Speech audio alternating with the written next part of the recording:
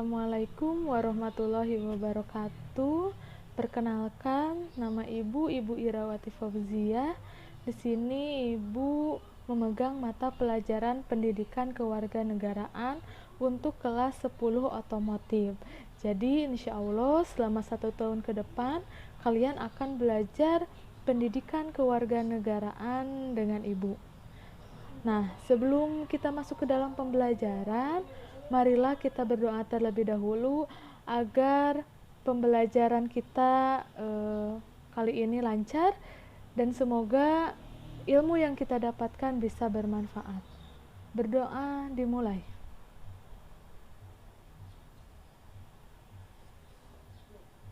Selesai? Baik, kita langsung kepada materi yang pertama. Ya, materi yang pertama yang akan Ibu bahas yaitu mengenai sistem pembagian kekuasaan negara Republik Indonesia, ya. Nah, di sini ada kompetisi dasarnya. Yang pertama adalah menganalisis fungsi dan kewenangan lembaga-lembaga negara menurut Undang-Undang Dasar Negara Republik Indonesia tahun 1945. Dan yang keduanya adalah mendemonstrasikan hasil analisis tentang kewenangan lembaga-lembaga negara menurut Undang-Undang Dasar Negara Republik Indonesia tahun 1945.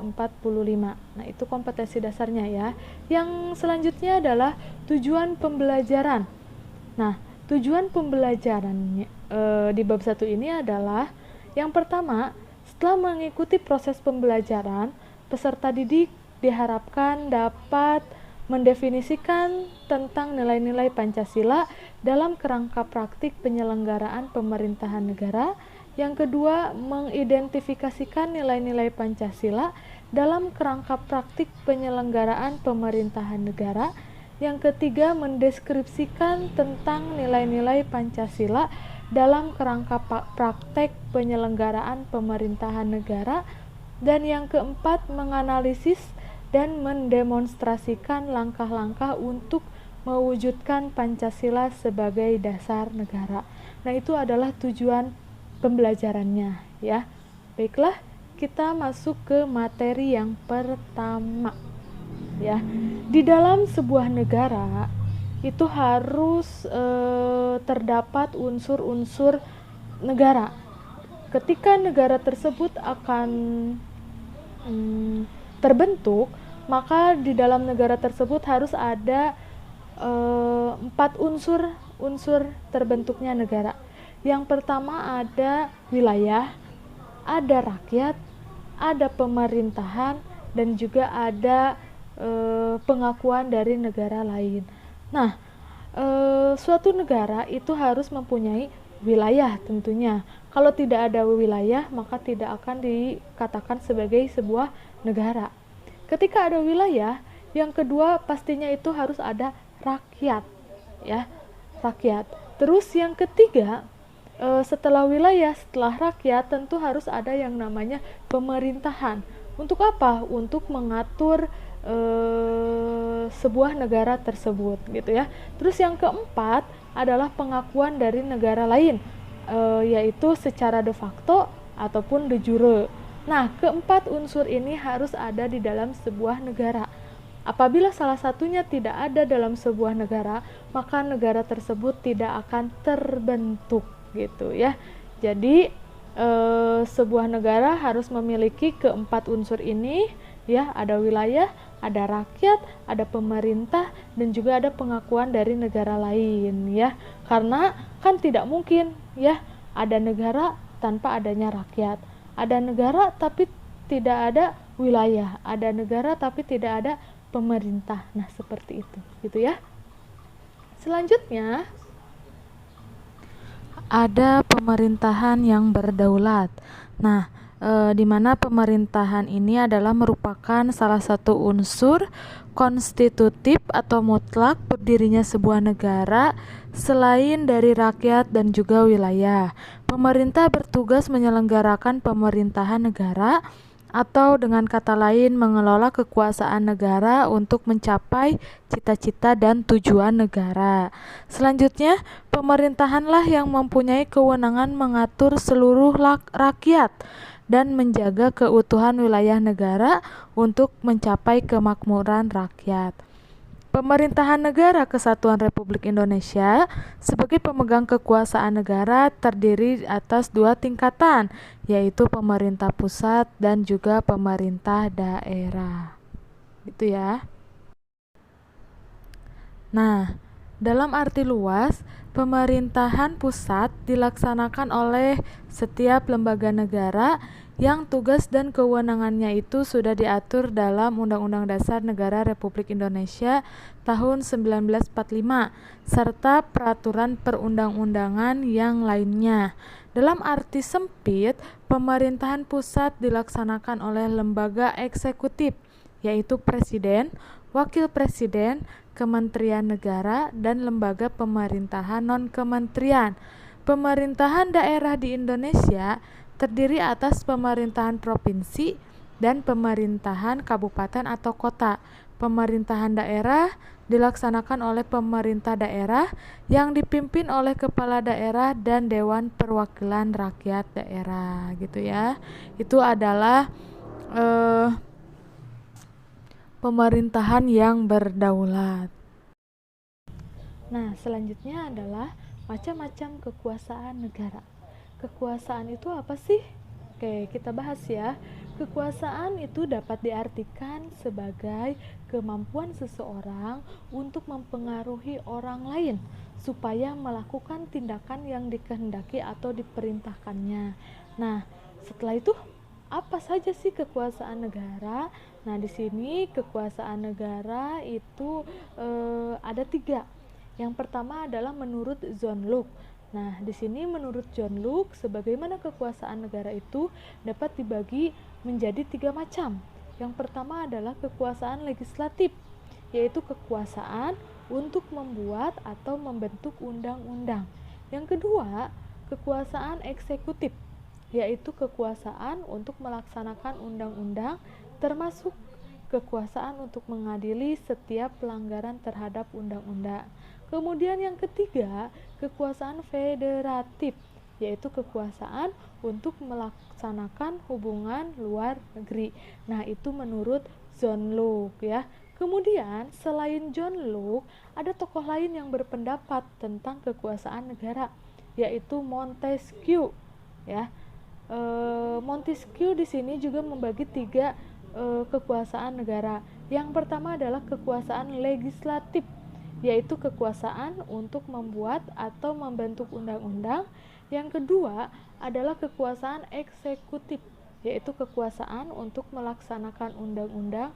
Dan yang ketiga adalah kekuasaan federatif, yaitu kekuasaan untuk mempertahankan undang-undang, termasuk kekuasaan untuk mengadili setiap pelanggaran terhadap undang-undang. Nah, itu teori menurut Montesquieu ya. Kemudian Indonesia menggunakan teori yang mana?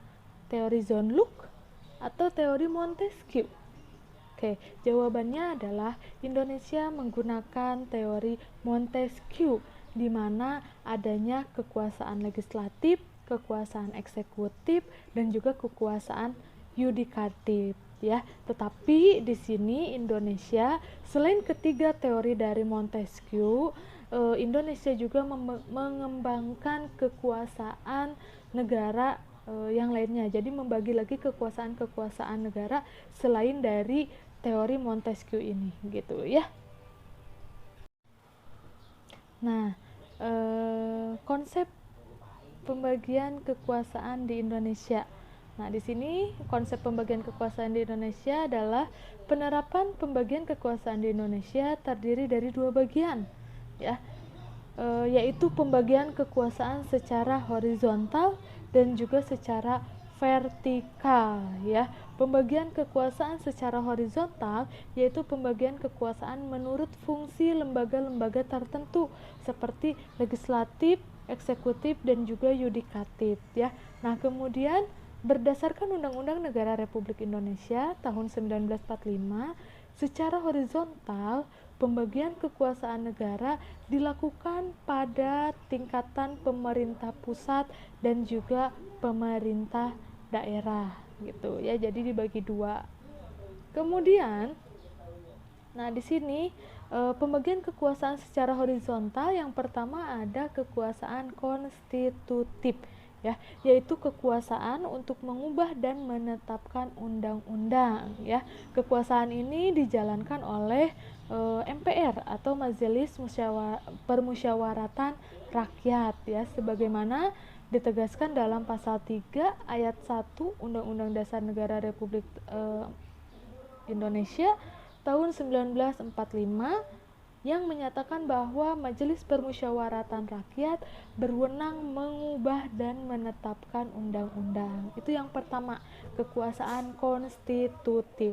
Yang kedua, yaitu adalah kekuasaan eksekutif. Ya, kekuasaan eksekutif ini adalah kekuasaan untuk menjalankan undang-undang dan menyelenggarakan pemerintahan negara ya. Kekuasaan ini dipegang oleh presiden ya, sebagaimana ditegaskan dalam pasal 4 ayat 1 Undang-Undang Dasar 1945 yang menyatakan bahwa Presiden Republik Indonesia memegang kekuasaan pemerintahan menurut Undang-Undang Dasar gitu ya. Kemudian yang ketiga adalah kekuasaan legislatif ya. Kekuasaan legislatif itu adalah kekuasaan untuk membentuk undang-undang. Nah, kekuasaan ini dipegang oleh DPR atau Dewan Perwakilan Rakyat sebagaimana ditegaskan dalam pasal 20 ayat 1 Undang-Undang Dasar 1945 yang menyatakan bahwa Dewan Perwakilan Rakyat memegang kekuasaan membentuk undang-undang gitu ya. Kemudian yang keempat adalah kekuasaan yudikatif ya. Yudikatif yaitu atau disebut juga dengan kekuasaan kehakiman ya, yaitu kekuasaan untuk menyelenggarakan peradilan guna menegakkan hukum dan keadilan. Nah, kekuasaan ini dipegang oleh Mahkamah Agung ya. Kemudian dan juga Mahkamah Konstitusi ya. Kemudian ada yang kelima adalah kekuasaan eksaminatif ya, yaitu kekuasaan yang berhubungan dengan penyelenggaraan pemeriksaan atas pengelolaan dan tanggung jawab tentang keuangan negara ya. Kekuasaan ini dijalankan oleh Badan Pemeriksa Keuangan atau BPK ya, sebagaimana ditegaskan dalam pasal 23E ayat 1 Undang-Undang Dasar 1945 ya. Kemudian yang keenam ada kekuasaan moneter ya, yaitu kekuasaan untuk menetapkan dan melaksanakan kebijakan moneter, mengatur dan menjaga kelancaran sistem pembayaran serta memelihara kestabilan nilai rupiah ya. Nah, kekuasaan ini dijalankan oleh Bank Indonesia ya, selaku bank sentral di Indonesia sebagaimana dijelaskan dalam pasal 23 D Undang-Undang Dasar 1945 gitu ya. Jadi di dalam pembagian kekuasaan negara di Indonesia itu dibagi menjadi 6 kekuasaan ya. Ada kekuasaan konstitutif, ada kekuasaan eksekutif, ada kekuasaan legislatif, ada kekuasaan yudikatif, ada kekuasaan eksaminatif, dan juga ada kekuasaan moneter. Seperti itu ya. Jadi teori Montesquieu yang tadi 3 itu dimasukkan juga ke dalam pembagian kekuasaan, tetapi di sini oleh negara Indonesia itu ditambahkan 3 gitu ya, ditambahkan kekuasaan konstitutif, kekuasaan eksaminatif, dan juga kekuasaan moneter gitu ya. Nah, pembagian kekuasaan pembagian kekuasaan secara horizontal pada tingkatan pemerintah daerah berlangsung antara lembaga-lembaga daerah yang sederajat, yaitu antara pemerintah daerah atau kepala daerah atau wakil kepala daerah dan Dewan Perwakilan Rakyat Daerah atau DPRD. Jadi kalau pembagian kekuasaan secara horizontal pada tingkatan pemerintah daerah itu antara pemerintah daerah, ya, kepala daerah atau wakil kepala daerah dengan Dewan Perwakilan Rakyat Daerah gitu. Ya, jadi hanya dua, pemerintah daerah dan juga DPRD gitu ya. Kemudian pada tingkatan provinsi, pembagian kekuasaan berlangsung antara pemerintah provinsi, ya, gubernur atau wakil gubernur dan juga DPRD provinsi gitu ya. Kemudian sedangkan pada tingkatan kabupaten atau kota, pembagian kekuasaan berlangsung antara pemerintah kabupaten atau kota dan juga DPRD kabupaten atau kota gitu ya. Kalau tadi di provinsi kan pemerintah provinsi, di sini gubernur atau wakil gubernur dengan DPRD provinsi. Nah, kalau pada tingkatan kabupaten atau kota, di sini pembagian kekuasaannya berlangsung antara pemerintah kabupaten atau kota, ya, atau sering kita sebut bupati atau wakil wali kota, dan juga DPRD kabupaten atau kota, seperti itu ya. Nah, kemudian pembagian kekuasaan secara vertikal, ya. Vertikal, pembagian kekuasaan berdasarkan tingkatannya, yaitu pembagian kekuasaan antara beberapa tingkatan pemerintah. Pembagian kekuasaan secara vertikal di Indonesia berlangsung antara pemerintah pusat dan juga pemerintah daerah, pemerintah provinsi dan juga pemerintah kabupaten atau kota. Pada pemerintah daerah berlangsung pula pembagian kekuasaan secara vertikal yang ditentukan oleh pemerintah pusat gitu ya. Kemudian hubungan antara pemerintah provinsi dan pemerintah kabupaten atau kota terjalin dengan koordinasi pembinaan dan pengawasan oleh pemerintah pusat dalam bidang administrasi dan kewilayahan.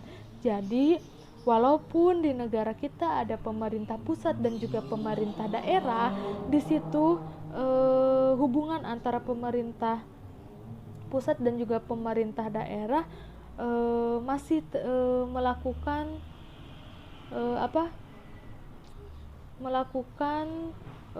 koordinasi, melakukan pembinaan, ya, melakukan pengawasan oleh pemerintah pusat gitu. Jadi tetap diawasi, ya, pemerintah daerah tetap diawasi oleh pemerintah pusat, seperti itu ya. Nah, mungkin itu yang bisa Ibu sampaikan untuk materi kali ini. Jangan lupa tugas-tugas di e-learningnya dikerjakan ya, terus selalu absen tepat waktu, mengerjakan tugas tepat waktu, dan semoga kita semua bisa secepatnya untuk bertatap muka ya. Ibu ucapkan terima kasih. Wassalamualaikum warahmatullahi wabarakatuh.